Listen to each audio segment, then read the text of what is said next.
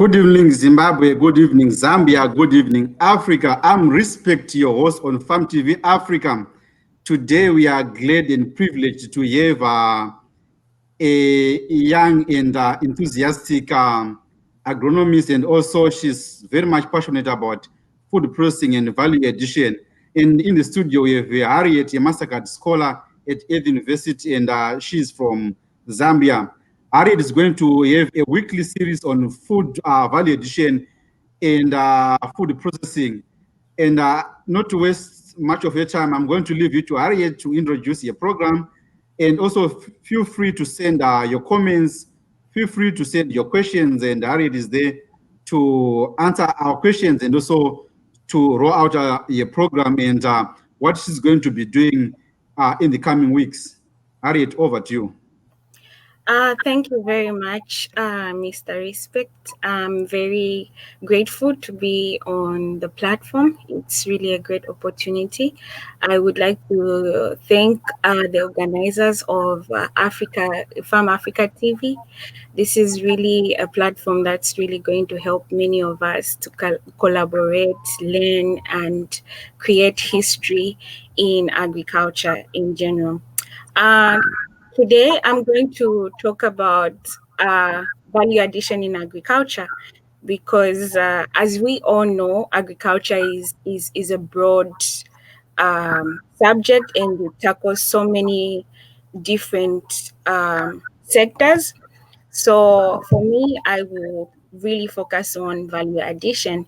And I'm going to give you a short presentation on what my weekly series will be about. But in general, it's about food value addition and how we can bring as many people to the wagon of ensuring that we have a reduction in food lossage and ensure that we have increased food security levels in Africa and globally.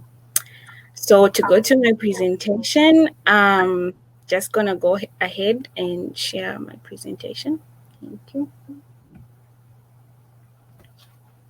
Okay, as Respect said, I'm Harriet and a Zambian citizen but studying in Costa Rica, and actually um, about to finish my studies in agriculture sciences. So, as we all know, the world at the moment is facing a lot of challenges in terms of food security. And one of the reasons why we have that food insecurity in the world and in Africa in specific is because we have uh, increment in the population. The population worldly, we're talking about millions every year. So the world is facing a lot of challenges with food security, and one of the main challenges is climate change, low farm productivity, and global growing production despite having advancements in technology. And in Africa, one of the studies by the Food Agriculture Organization, they discovered that we have 30% of food loss after post-harvesting.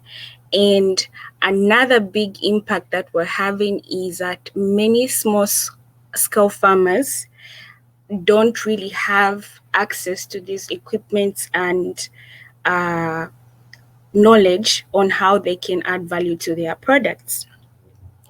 So the objectives of the series on food value added, food addition of value is that we discuss and learn more about the challenges and opportunities that are available to us in the agriculture industries and look for ways and solutions that will help us to overcome these challenges that are being faced and how best we can use these opportunities to develop in the industry. So what is food value addition? Value added agriculture mostly refers to manufacturing and or processing primary agricultural commodities into another product that is maybe required by customers or people that we're selling the food for to.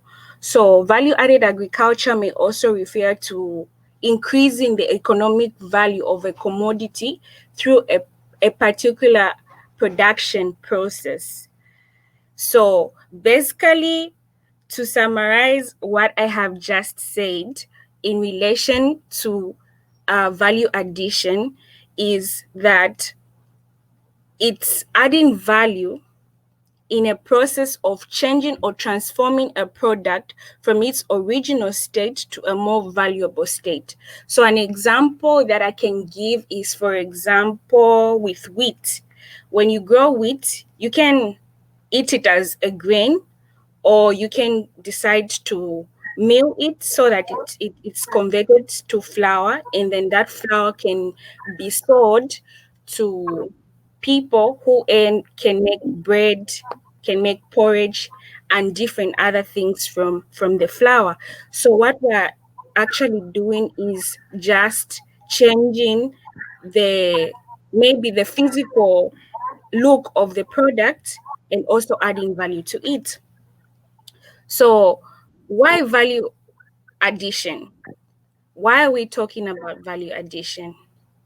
We are in a world where uh, we have 80% of the produce that we are receiving as a world is coming from small scale farmers, and most of these are lacking sufficient access to machinery or processing labs that allow them to add value to their products. So what happens is that mostly when these uh, products are harvested, most of them are lost because first of all they are not processed into an other product that can stay longer on the market, and so we are forced to either throw away these products or they go bad. So then again, we're making losses. So value added agriculture is regarded as one of the significant rural development strategies.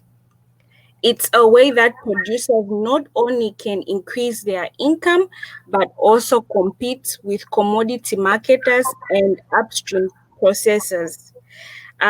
This is favorable because it not only increases the income, but it allows and gives a platform to all producers to be able to market their commodities and also be able to have a platform where they can learn and add value to all their products.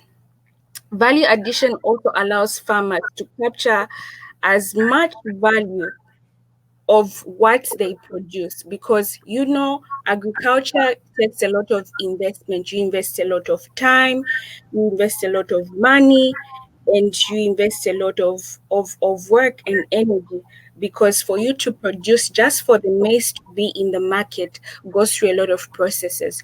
And then it's unfortunate to find that there are people who work so hard to get these products to the farm and then don't really get much from all the investment they put in. So adding value to a product will enable these farmers to have more income as they work on improving agriculture.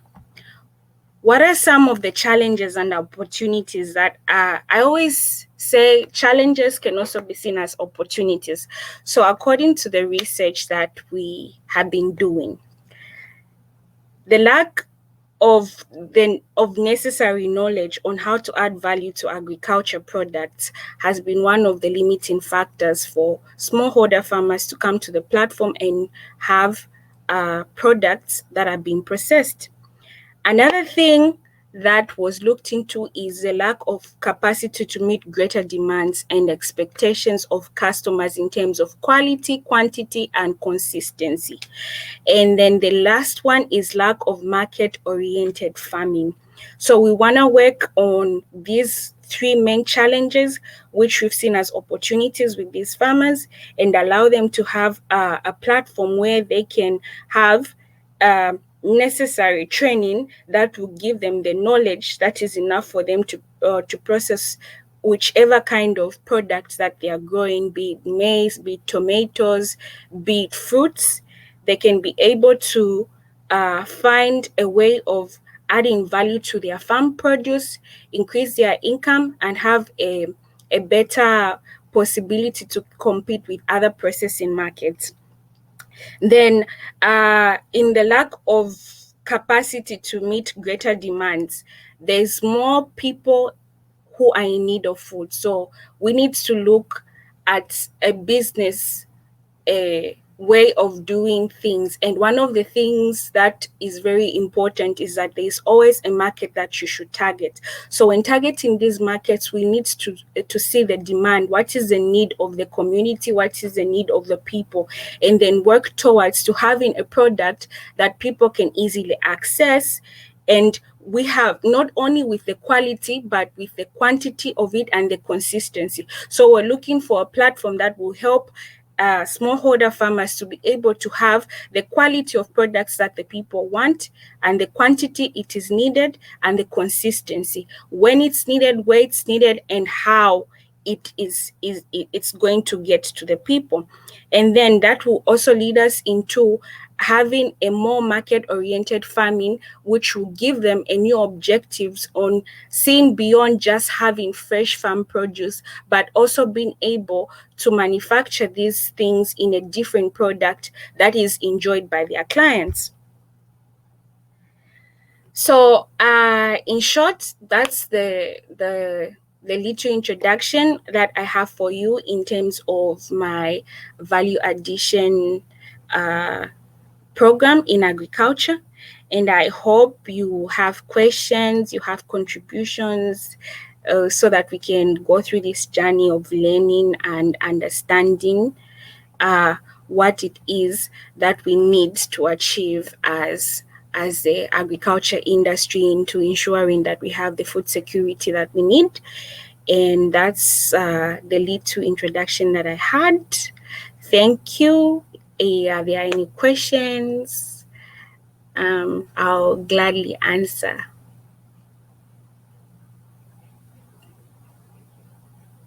Thank you so much, Harriet, for such a wonderful presentation and introduction to your series on food processing and value addition. And to our viewers, feel free to write your comments, feel free to make any contributions, and feel free to make any suggestions.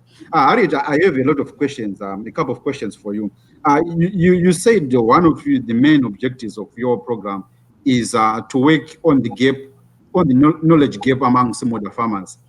And I want you to explain more, and also looking at Zambia, for example, we have a lot of universities, we have a lot of agricultural colleges, we have high schools where we learn where you learn about agriculture. So, are we saying our curriculums are not doing enough in terms of teaching farmers, in terms of teaching extension officers on these much needed value addition techniques and skills? Um, Thank you for that question, Mr. Respect.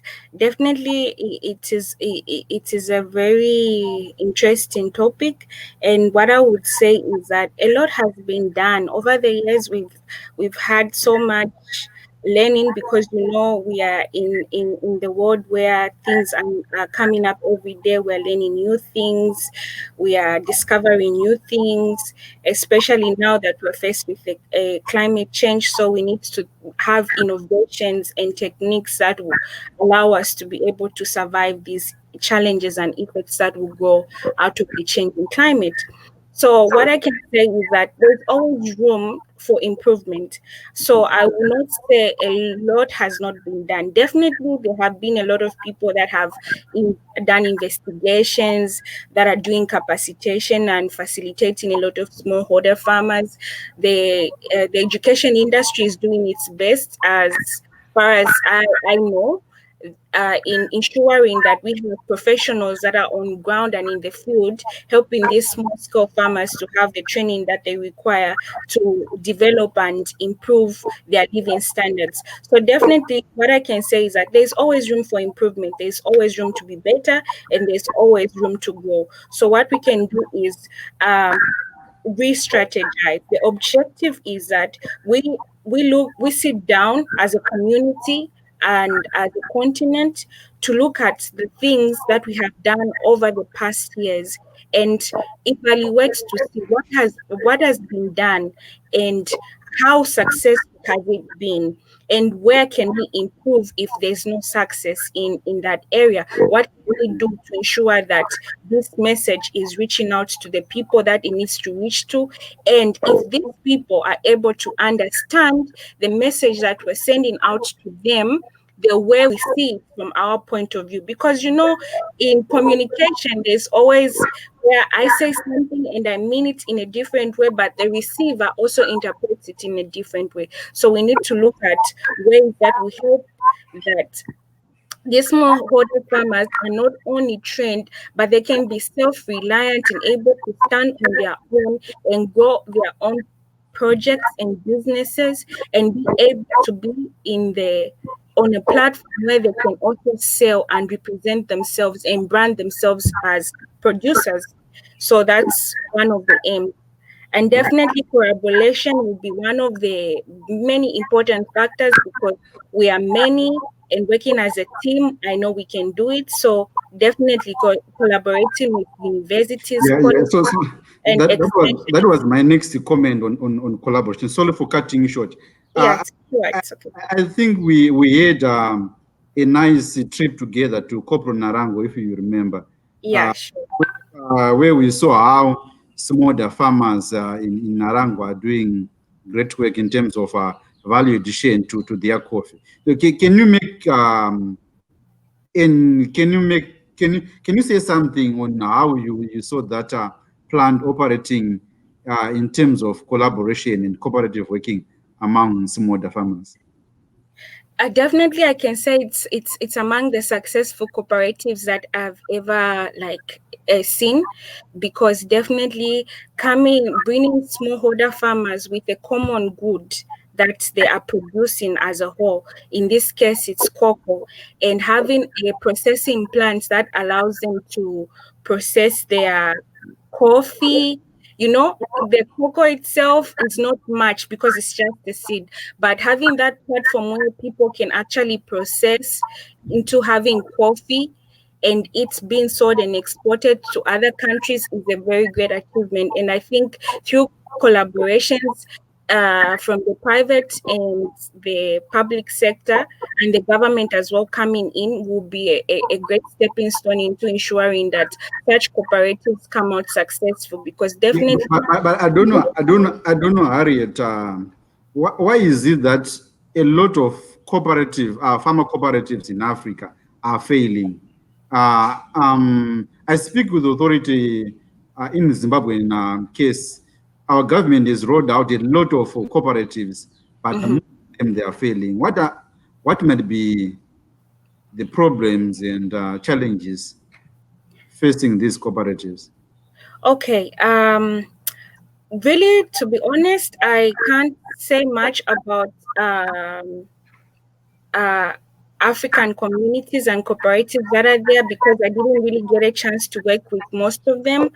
But from the perspective and the experience that I've gotten from Costa Rica here, where we've been able to collaborate with some small scale farmers in the near rural towns, is that definitely there is a lot of miscommunication in terms of the uh, the producers or the farmers themselves and the sectors that are helping them be like a bridge or a link.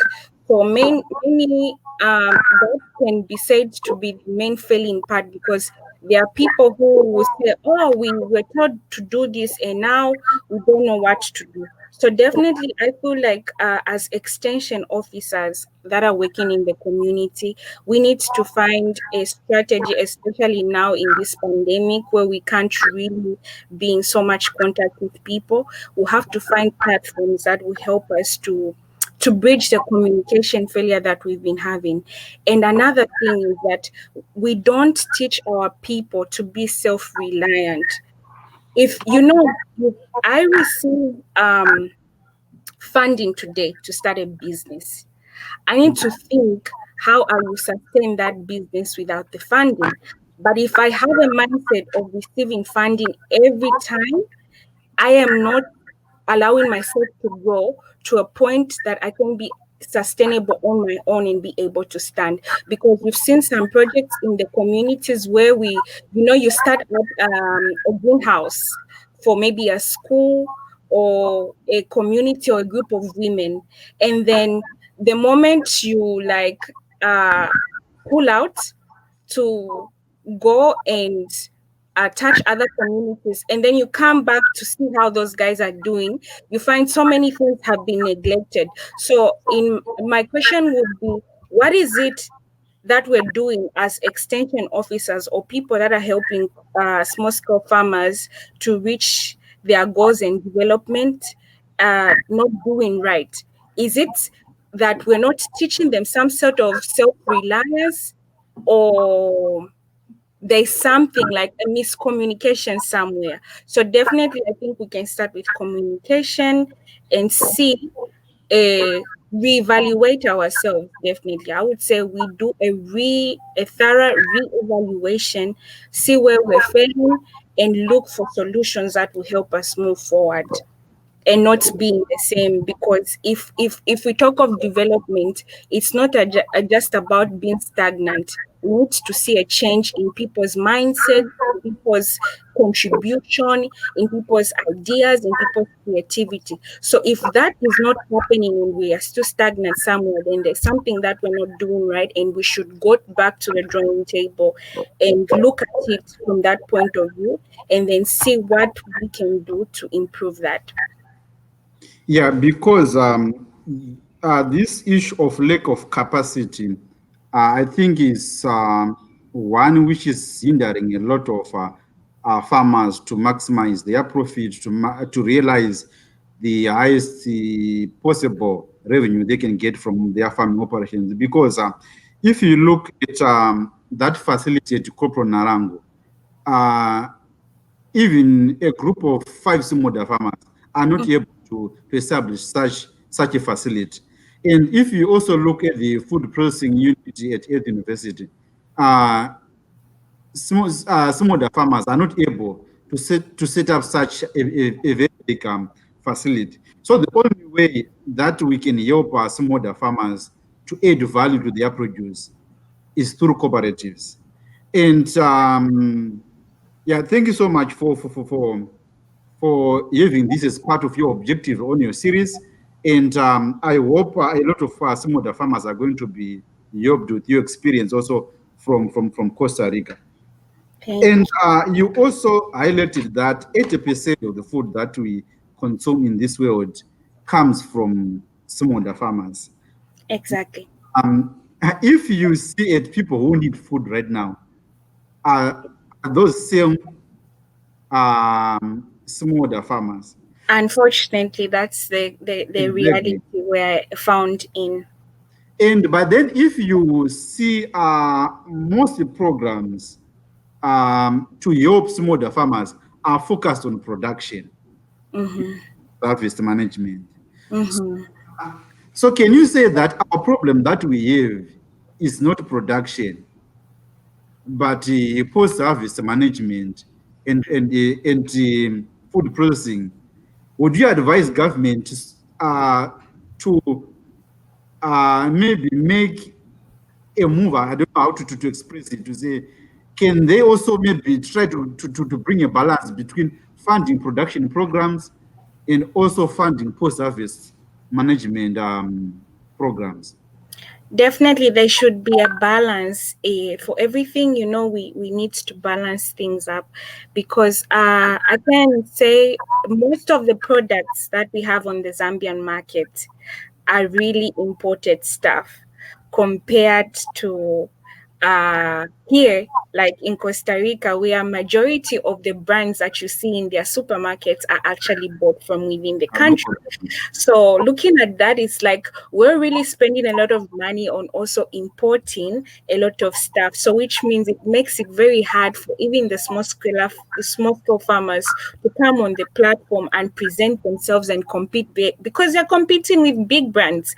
And I think, like I said, collaboration would be very important. Maybe there should be a sector in the policies that we make in relation to production and post harvesting, and how you manage your harvest and how you add value to your product, to say there should be some sort of collaboration with the big markets, those brands that already have a platform to sell their produce, can also have a sector which allows them to also work with small scale farmers on allowing them or giving them a market that will allow them to bring their produce and be able to compete. Because definitely, I can give you an example. Right now, if you go to a shop, there are brands that you like to buy from.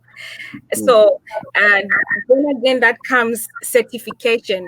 Most small scale farmers don't know how to certify their produce. So, even if I'm adding value to my product, I don't have maybe the right certification that gives me, that gives my customers the confidence to buy my products and know that it's of good value and it's coming from a good place because of certification. So I think that's something we need to also carry along as we train people for value addition, because certification is also important. If I come and say I'm organically producing stuff and I don't have any certification that shows my client that my food is actually organically produced, they might be like, let me just go for the brand that I know. So I think again, it's about also changing the mindset in the industry of uh, the countries as well, being self-reliant and supporting their locals as well.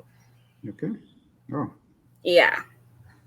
thank you so much for this level of brilliance.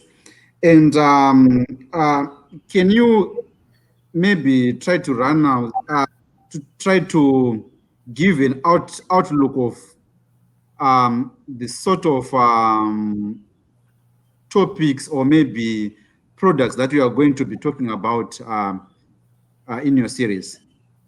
Definitely we'll have a series of for those who are into animal production, we can talk about how you can add value, for example, to the milk, how you can make cheese, how you can make ice cream, how you can make yogurt, and different milk juices that some people love to buy in on the market. For those that are in poultry farming, obviously, there are sausages now that are being made out of chicken, out of beef. You can smoke your chicken. That's adding value to your product. Just smoking the chicken, you have people that smoke fish. There are people that dry vegetables, that dry fruits, that also we can also use different types of oils to preserve those fruits or vegetables or crops like maize. There are different processes that we can do, and I think that's what we're going to do with tomatoes, with onion, how you can make spices.